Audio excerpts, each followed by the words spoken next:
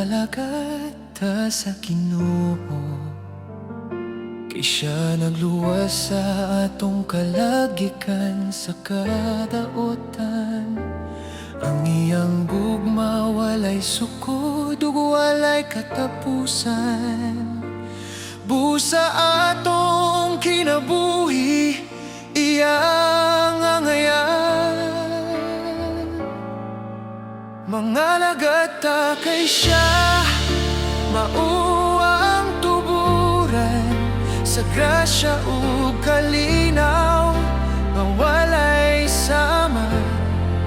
Ang atong kinabuhi iyang gipanagiya. Busa magmatinuman unta hangtod sa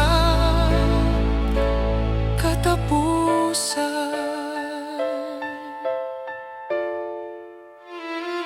Ngano kinahanglan magpadayon ta sa pag-alagad, kay ang Ginoo matinud-anon ug mapinanggaon. Sa kalisod iyang gipalig-on ang kasing-kasing, ug iyang gipangga ang tinuod nga magtutuo. Mangalagad ta kay siya, mao ang tuburan sa grasya ug kalinaw nga walay sama. Ang atong kinabuhi iyang gipanagiya. Busa magmatinuman unta hangtod sa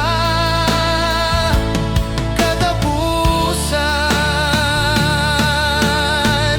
Dili sayang ang pag-alagad sa Ginoo, kay ang ganti na sa langit nga walay pagkapalong.